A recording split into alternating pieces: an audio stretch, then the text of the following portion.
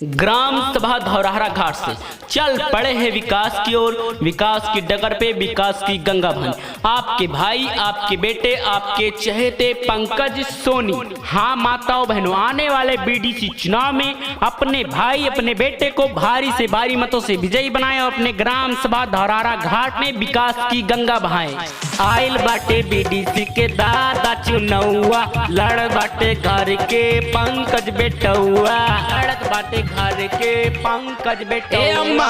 आइल बाटे बीडीसी के दादा चुनौआ, लड़त बाटे घर के पंकज बेटौआ। सुनाए माई लाज बचाई दिहा, सुनाए माई लाज बचाई दिहा, बेटा के अपन जीताई दिहा, बीडीसी अब की बनाई दिहा, पंकज सोनी के जीताई दिहा, बीडीसी अब की बनाई दिहा। साथ दिया तो काम करेंगे, जन जन का सम्मान करेंगे, झूठे वादे नहीं करेंगे। ये कहना है आपके अपने भाई, आपके अपने बेटे पंकज सोनी।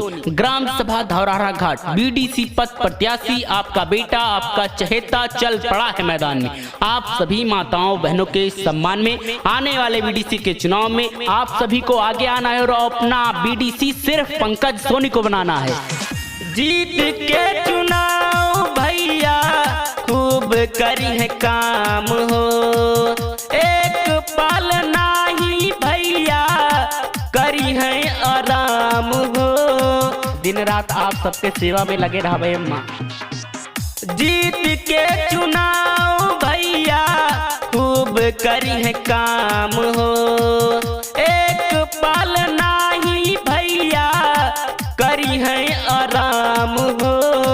ए दादा केहू के बहकावे में ना आई है, जवन योजना आई सबके दिलई है, नाला नाले आरसीसी रोड बनवई है।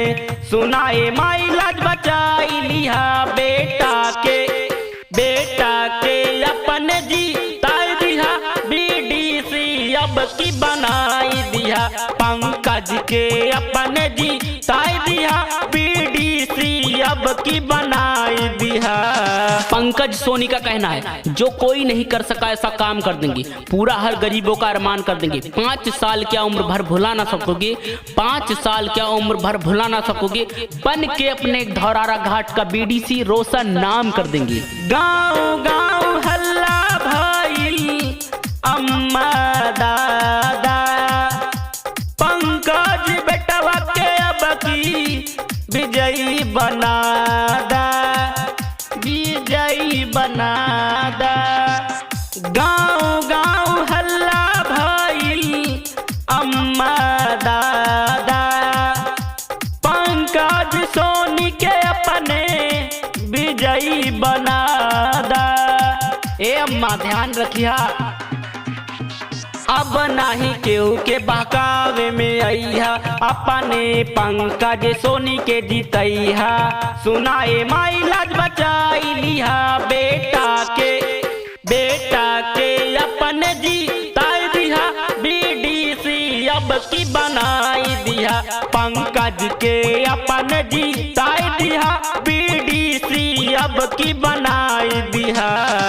सुना है समंदर को बड़ा गुमाना है, सुना है समंदर को बड़ा गुमाना है, उधर हिले चलो कश्ती जिधर तूफान है, और जिधर जाते हैं पंकज सोनी भैया सब कहते हैं एक नेक इंसान है, एक नेक इंसान है। हाँ माताओं बहनों, आने वाले बीडीसी के चुनाव में अपने भाई, अपने बेटे को भारी से भारी मतों से विजयी बनाए और अपने ग्राम सभा धौरहरा घाट में विकास की गंगा बहाएं। गायक शेर बहादुर। गौवा के शान हवे भैया तोहार हो, लजिया न जाई दिहा बहिनी हमारे हो।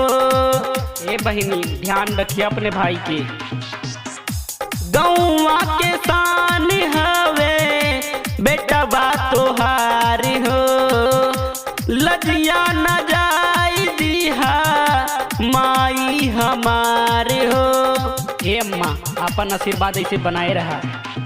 जवन जवन कहब हम कई के देखाई, घर के बेटा बानी वादानी भाई। सुनाए माई लाज बचाई लिहा, बेटा के अब की जीताई दिहा, बीडी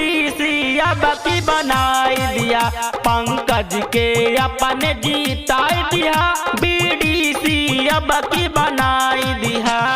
आइल बाटे बीडीसी के माई चुनौआ, लड़त बाटे घर के पंकज बेटौआ।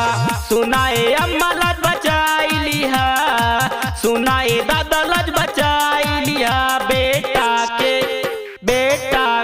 अपने जीताई दिया, बीडीसी अब की बनाई दिया। पंकज सोनी के जीताई दिया, बीडीसी अब की बनाई दिया।